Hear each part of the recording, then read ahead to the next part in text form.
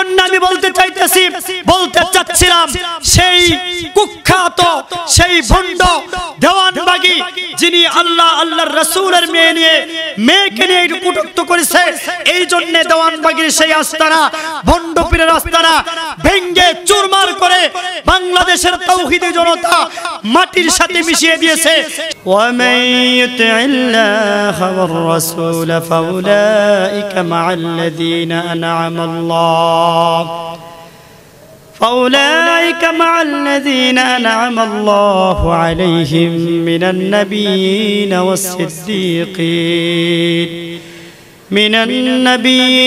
والصديقين والشهداء والصالحين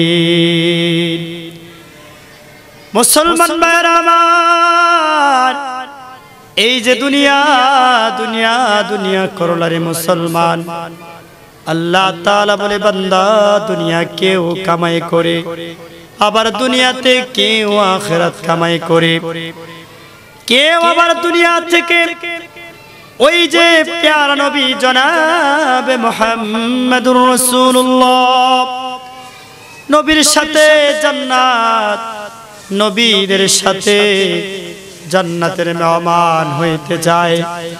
এই জন্য একজন সাহাবী আল্লাহর নবী সাল্লাল্লাহু আলাইহি ওয়াসাল্লামকে বলেন, ওগো নবী, আপনি যখন দুনিয়ার জমিনের মধ্যে থাকবেন না, নবী গো কি নিয়ে দুনিয়ার জমিনের মধ্যে থাকব? নবী গো কোন জিনিস নিয়ে দুনিয়ার জমিনের মধ্যে বসবাস করব? কার আদর্শ আমরা মানব? কোন আদর্শ নিয়ে দুনিয়ার জমিনের মধ্যে নবী থাকব? আল্লাহ তাআলা আয়াত নাজিল করে দিলেন। আল্লাহ তাআলা বলে দেয়, ওগো নবী আপনি ওই সাহাবীগুলোকে বলে দেন, ওই সাহাবীগুলো যদি এই আয়াতের অনুকরণ করে এই আয়াতটা যদি তাদের মধ্যে থাকে, তাহলে আল্লাহর রাসূলের ইতাআত অনুসরণ হয়ে যাবে। তারপরে আল্লাহ তাআলা এই আয়াত নাজিল করে সাহাবীগুলোকে সান্ত্বনা দেয়।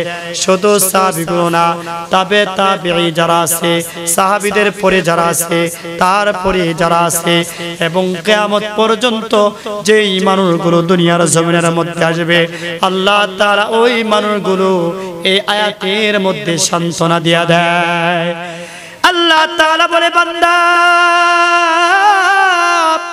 যেই জান্নাত তুমি পাইতে চাও, যেই জান্নাত তোমার দরকার রে বান্দা, আল্লাহ তাআলা বলে মানুষগুলো যত ইবাদত করে নবীদের সাথে জান্নাতের ওয়ারিস হতে চায়। আল্লাহ তাআলা এই জন্য বলে দিলেন, ওয়া মাইয়ুতিল্লাহা ওয়ার রাসূল, যেই মানুষগুলো আল্লাহর রাসূলের দাত করবে, অনুসরণ করবে, আল্লাহ তাআলা বলেন ওয়া মাইয়ুতিল্লাহা ওয়ার রাসূল ফাউলাইকা মাআল্লাযীনা আন'আমাল্লাহু, আমি রব আল্লাহ যাদেরকে নিয়ামত দান করলাম। কাদেরকে নিয়ামত দান করলো রে মুসলমান? কাদেরকে নিয়ামত দিল এ মুসলমান? আমার আল্লাহ বলে, বান্দা আমি নবীদেরকে নিয়ামত দান করেছি, আমি নবীদেরকে নিয়ামত দিলাম। এই জন্য যেই মানুষগুলো আল্লাহর রাসূলকে অনুসরণ করবে, ইতাআত করবে, আল্লাহ তাআলা বলেন ফাউলাইকা মা'আল্লাযীনা আন'আমাল্লাহু আলাইহিম মিনান নাবিয়্যিন। আল্লাহ তাআলা বলে দেয়, সর্বপ্রথম আমি আল্লাহ তাআলা নবীদের সাথে তাকে জান্নাতের মেহমান বানিয়ে দিব। এই যে তো পেরেশানি, এত চিন্তা কিসের? এই চিন্তা পেরেশানি হওয়া আমার আপনার কোনো প্রয়োজন নাই। আল্লাহ তাআলা তো বলেই দিয়েছেন। কি বলে দিয়েছেন? আল্লাহ তাআলা সর্বপ্রথম যেই জান্নাত আমার আপনার জন্য রাখবেন, নবীদের সাথে জান্নাত দিবে। আজকে আমরা সেই জান্নাত যদি নবীদের সাথে পাই, তাহলে আর দুনিয়াতে কি চাই বলেন? এই দুনিয়া যদি আমার আপনার সূরত এবং সিরাত নবীর আদর্শের মাধ্যমে যদি হয়ে যায়, তাহলে আমি সেই জান্নাতটা নবীর সাথে পাইতেছি। এর থেকে বড় চাওয়া, এর থেকে বড় পাওয়া আর কি হতে পারে বলেন? এই আয়াতের মধ্যে আল্লাহ তাআলা বলে দিলেন, মিনান নাবিয়িনা ওয়াস-সিদ্দীকিনা ওয়াশ-শুহাদা'i ওয়াস-সালিহিন। আল্লাহ তাআলা চার শ্রেণীর ব্যক্তির সাথে বান্দারে জান্নাতের মেহমান বানিয়ে দিবেন। এক নাম্বার আল্লাহ তাআলা বলে দিল, বান্দা নবীদের সাথে আমি রব আল্লাহ তাআলা জান্নাত দান করব। তারপরে দুই নাম্বার হচ্ছে সিদ্দিক, যিনি সত্যবাদী। তার মধ্যে সিদ্দিক কোথায় থেকে এলো? হযরত আবু বকর রাদিয়াল্লাহু তাআলা আনহু আল্লাহর নবীর সাহাবী ছিলেন সিদ্দিক। আল্লাহর নবী জনাব মুহাম্মদুর রাসূলুল্লাহ যখন মেরাজের মধ্যে গেলেন, মেরাজ থেকে আল্লাহর নবী গমন করে যখন আসলেন, ফজরের নামাজের পরে সাহাবায়ে কিরামদেরকে নিয়ে আল্লাহর নবী কথা বললেন। আল্লাহর নবী যখন কথা বললেন, আমি জান্নাত দেখেছি, জাহান্নাম দেখেছি, এই জিনিসগুলো দেখেছি। উতবা সাইবা যখন শুনলেন আবু বকর ফজরের সময় সালাতে নামাজের মধ্যে আসে নাই, সবাই যদি বিশ্বাস করে অন্তত আবু বকর বিশ্বাস করবে না। আবু বকরের কাছে গিয়ে বলে, আবু বকর শুনেছি তোমাদের নবী নাকি এক রাতের মধ্যে প্রথম আসমান, দ্বিতীয় আসমান, তৃতীয়, চতুর্থ, পঞ্চম, ষষ্ঠ, সপ্তম আসমান ঘুরে এসেছে। আবু বকর এটা কি তুমি বিশ্বাস করো? আবু বকর আল্লাহর রাসূল বলেছে কিনা এটাও জানে না, শুধু কাফেররা বলেছে আবু বকর এই কথাগুলো বলেছে। তোমাদের নবী এই কথা যখন আল্লাহর রাসূল সাল্লাল্লাহু আলাইহি ওয়াসাল্লাম বলেছে, আবু বকরের কানের মধ্যে আসলেন। আবু বকর বলেন, হ্যাঁ আমার নবী এক রাতের মধ্যে জান্নাত জাহান্নাম, সাত আসমান, সিদরাতুল মুনতাহা বলেন আল্লাহ তাআলার নিয়ামতগুলো সবকিছু আমার নবী দেখে এসেছেন। এটা আমি আবু বকর বিশ্বাস করে নিলাম। আল্লাহর রাসূল সাল্লাল্লাহু আলাইহি সাল্লাম বলেন, আবু বকর তুমি ফজরের নামাজ জামাতের সাথে পড়ো নাই, ওই অবস্থায় ছিলে না, কিন্তু তারপরেও তুমি বিশ্বাস করে নিলে। তোমাকে সিদ্দিক বলে উপাধি দিলাম, আমি নবী তোমাকে সত্যবাদী বলে ঘোষণা করে দিলাম। যেই আমার নবীর মুখ থেকে তুমি শোনো নাই, তারপরেও তুমি এটাকে বিশ্বাস করে নিয়েছো। আমি নবীকে এত মহব্বত করেছো, এত প্রাধান্য দিয়েছো, কাফেরদের সামনে আমি নবীকে বড় করে আমার নবীর ইজ্জত সম্মান এবং নবীকে এমন প্রাধান্য দিলে তোমাকে আমি সিদ্দিক বলে ঘোষণা করে দিলাম। এই জন্য আল্লাহর নবী সাল্লাল্লাহু আলাইহি ওয়াসাল্লাম বলেন, মিনান নাবিয়িনা ওয়াস-সিদ্দীকিনা ওয়াশ-শুহাদা'i ওয়াস-সালিহিন। মুসলমান ভাইরা আমার, আল্লাহ তাআলা বলে, বান্দা ওই যে নবীদের সাথে তোমার জান্নাত হবে, আবার সত্যবাদী সিদ্দিক যারা তাদের সাথেও তোমার জান্নাত তুমি পাইবা। তারপরে ওয়াস-সিদ্দীকিনা ওয়াশ-শুহাদা'i ওয়াস-সালিহিন, আল্লাহ তাআলা বলে যারা দ্বীন কায়েমের জন্য শহীদ হয়েছেন, ওই যে উহুদের যুদ্ধ বলো, খন্দকের যুদ্ধ বলো, বদরের যুদ্ধ বলো, যে যুদ্ধের মধ্যে সাহাবীগুলো শহীদ হয়েছেন, ওই সাহাবীগুলোর সাথে আল্লাহ তাআলা বলে, বান্দা তোমার হাসর হবে। 4 নাম্বার আল্লাহ তাআলা বলেন, ওয়াস-সিদ্দীকিনা ওয়াশ-শুহাদা'i ওয়াস-সালিহিন, যারা নেককার হবে তাদের সাথে আল্লাহ তাআলা তোমার হাসর নাসর করবেন।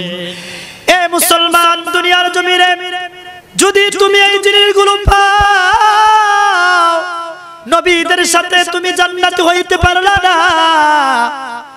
তুমি সাহাবী সিদ্দিকদের সাথে হইতে পারলা না, শহীদদের সাথে হইতে পারলা না।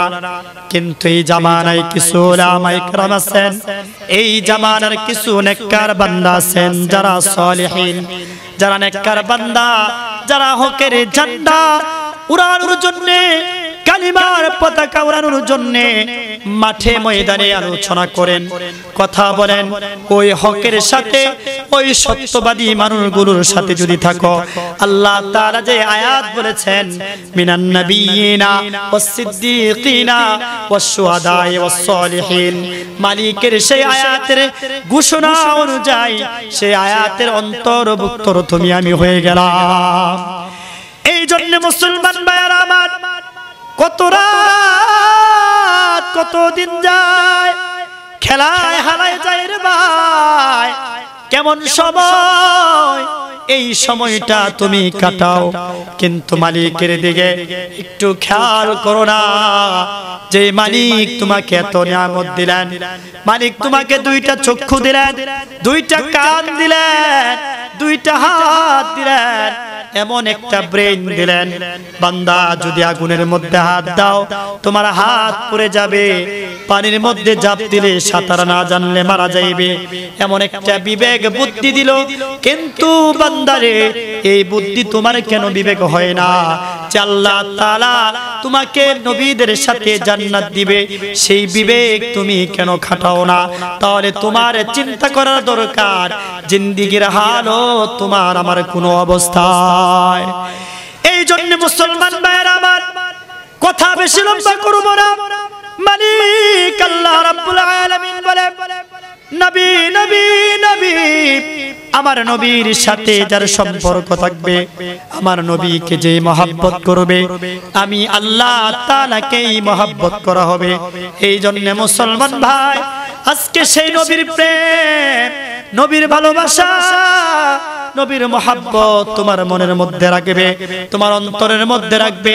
এই জন্য যখন যেই ঘোষণা উলামায়ে কেরাম থেকে আসবে, নবীর বিষয়ে কেউ যদি কটূক্তি করে, নবীর বিষয়ে কেউ যদি গালমন্দ করে, নবীর বিষয়ে কেউ যদি মুস্তাখি করে, ঈমানওয়ালা হিসেবে, মুমিন হিসেবে তোমার আমার দায়িত্ব হচ্ছে, তোমার আমার দায়িত্ব হচ্ছে সাথে সাথে ওই মানুষটাকে ওইখানেই জবাবদিহিতা করে তাকে ওখানেই ধ্বংস করে দেওয়া। সেই কুত্তার বাচ্চা, কুকুরের বাচ্চা, যার জন্মের ঠিক নাই, সেই দেওয়ানবাগী কুত্তার বাচ্চায় বলেছে আমার রাসূলের মেয়ে নাকি, আমার রাসূলের মেয়ে ফাতেমা নাকি তার বিবি, নাউজুবিল্লাহ। সেই কুকুরকে যদি এই তাওহীদি জনতা যেমন ভাবে খেপেছে, আজকে যদি দেওয়ানবাগী বেঁচে থাকতেন, আমার মনে হয় এই কুত্তার বাচ্চার পেটের মধ্যে তাওহীদি জনতা মুসলমান পেটের মধ্যে পারাইতে পারাইতে তার এই আজিমুল বতন এই পেটটাকে ফেরে দেখতেন ওর পেটের মধ্যে কি আছে। এই কুত্তার বাচ্চা আজকে আল্লাহর রাসূলের মেয়েকে নিয়ে কটূক্তি করেছে। এই জন্য দেখেন আল্লাহর গজব তার মধ্যে, আল্লাহর গজব তার উপরে, আল্লাহর গজব তার প্রত্যেকটা আস্তানার মধ্যে। বাংলাদেশের এমন কোন আস্তানা তার নিরাপদ নাই, প্রত্যেকটা আস্তানায় তাওহীদি জনতা ভেঙে ফেলেছে। এবং কি প্রশাসনিক আমাদের যেই মুসলমান, আমরা মুসলমানের দেশ, আমাদের সেই প্রশাসনের ভাইদেরকে ধন্যবাদ দেই এবং সেনাবাহিনীকে ধন্যবাদ দেই, যারা এই ভণ্ডপীর, আমরা মুসলমান হিসেবে বিশ্বাস করি আল্লাহর রাসূলকে, আমরা মুসলমান হিসেবে বিশ্বাস করি আল্লাহর রাসূলের মেয়েকে, আমরা মুসলমান হিসেবে আলী বলেন, উসমান বলেন, আবু বকর বলেন, ওমর বলেন, সাহাবী বলেন, তাবি বলেন, হক্কানি উলামায়ে কেরাম বলেন, প্রত্যেককেই যেই কথাগুলো বলে এই কথাগুলো আমরা বিশ্বাস করি। এই জন্য যেই মানুষগুলো এরকম সিজদার জায়গা তৈরি করবে, ভণ্ডদের আস্তানা তৈরি করবে, আমরা সেই জায়গার মধ্যে প্রশাসন হোক, সেনাবাহিনী হোক, আমরা তাদের হস্তক্ষেপে ইনশাআল্লাহ সেই আস্তানাকে ভেঙে ঘুরে চুরমার করে দিতে চাই। আল্লাহ তাআলা আমাদের সবাইকে যাতে এই কুখ্যাত দেওয়ানবাগী ভণ্ড পীরের আস্তানা যাতে ভেঙে চুরমার করে, এরকম প্রত্যেকটা জায়গায় যেই জায়গার মধ্যে এরকম ভণ্ডামি হবে, গাঞ্জাখোর, ইয়াবাখোর, হিরোইনখোর, যেখানে কোনো আল্লাহর রাসূলের নামগন্ধ হবে না, যেখানে ডুলবাদ্য বাজবে, যেখানে গান হবে, যেখানে মুস্তাখি হবে, এই জায়গাগুলো আমরা কখনোই বরদাস্ত করব না। এই জায়গাগুলোর মধ্যে অবশ্যই আমাদের প্রতিবাদ থাকবে ইনশাআল্লাহ। এখনো যেমন আছে বাংলাদেশের তাওহীদি জনতা, ভবিষ্যতেও থাকবে। উলামায়ে কেরাম যেইভাবে কথা বলতেছেন, হকের কথা আজও বলতেছে, ভবিষ্যতেও তারা বলে যাবে। এই জন্য নবীকে নিয়ে কেউ কটূক্তি করবেন না। আমরা তাদেরকে সাবধান করে দিতে চাই, গাঞ্জাখুর, ইয়াবাখুর, তোমরা নবীকে নিয়ে কখনো বেয়াদবিমূলক কথা বলবে না। যদি বলো, যদি কখনো বলো, যদি বলতে শোনা যায়, যেখানেই পাবে তাওহীদি জনতা যেই জিহ্বাটা দিয়ে বলবে, সেই জিহ্বাটা পায়ের সাথে এনে টেনে হেসে তাওহীদি জনতা ছিঁড়ে কুকুরকে খেয়ে ফেলবে। বলেন, কথা বলেন ঠিক কিনা বেঠে? আমরা এই জন্য বলতে চাই, আজকে মুসলমান আমরা রাসূলকে ভালোবাসি, রাসূলের মহব্বত আমাদের মধ্যে আছে। রাসূলকে নিয়ে কেউ বলবেন না আমাদের বাপদাদাকে গালি দিলে আমরা সহ্য করব, আমাদের রাসূলকে নিয়ে গালি দিলে আমরা সহ্য করব না, এটা আমরা কখনো বরদাস্ত করব না। এটা মুসলমানের কখনো ঈমানের বহিঃপ্রকাশ হতে পারে না। এই জন্য দেওয়ানবাগী বলেন, দেওয়ানবাগীর মতো এরকম যত রাজারবাগী, দেওয়ানবাগী, কুতুববাগী, যত বাগী সাগী আছে এবং যত জাইঙ্গা হুজুর, যেটাকে মানুষ আমি জাহাঙ্গীর বলি না, কেন বলি? তার নাম যদি জাহাঙ্গীর হতো, এত সুন্দর নাম, এই নামের মানুষগুলো এমন খারাপ কাজ করতে পারে না। এই জন্য আমি তারে জাইঙ্গা হুজুর বলি। জাইঙ্গা হুজুর, লিপস্টিক হুজুর, এই লিপস্টিক মার্কা, জাইঙ্গা মার্কা হুজুর যেখানেই পাবেন, ভণ্ডামি যেখানেই করবে, তাদেরকে সেখানেই প্রতিহত করে দিবেন।